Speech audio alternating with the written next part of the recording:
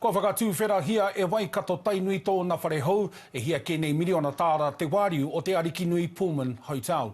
Ko te hoahoatanga o te whare, he tohu o te hanumitanga o te whakapapa o te whare kāhui ariki o ngā tikanga Waikato, o te whea ko hoki i tētahi hōtēra e whitu ngā whitu te kounga.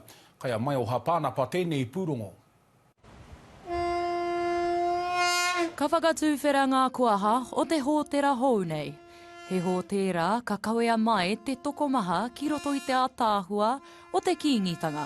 We think that the airport is a unique site and gives us great presence, but also commercial opportunity, and opportunity for our people as well.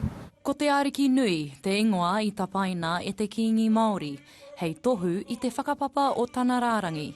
Ko te whakaata anō hoki i te whea ko whetu rima ka whiwhia e te tangata i te wā i tomo rātou ki roto i tēnei whare. To be able to tell the story of kingitanga is a real special one. So it's important for us that we incorporated the motu in that as well. Because, kingitanga is just not Waikato Tainui, we're supported by the motu as well. E toru rau te kaumārima ngā rūma, e whakaatu ana ngā mea i ngā hoahoa e whai tikanga ana ki te iwi nei kei roto i ngā rūma katoa. Mai i ngā tāniko ki ngā nihotaniwha, ko te mea nui, ko te whakakotahitanga o ngā tikanga o te kingitanga ki roto i tēnei āhuatanga o te hōtēra hou. The design is breathtaking in terms of its the skill that's been employed there.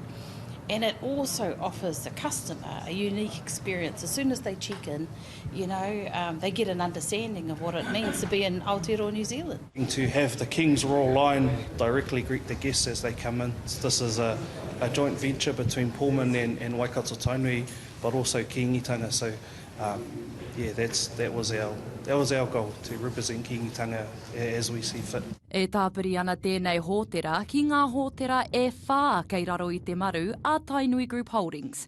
E whakawhanake nei i ngā hua kei te iwi pērā i a te rapa, a ruakora anō hoki, nā te mea, ko ngā uri whakatupu te tino take. Post-settlement iwi entities, we are in the long game.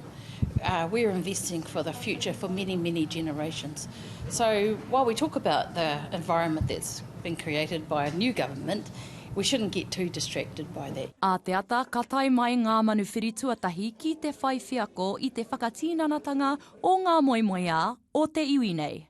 Mai o hapānapa, te ao mārama.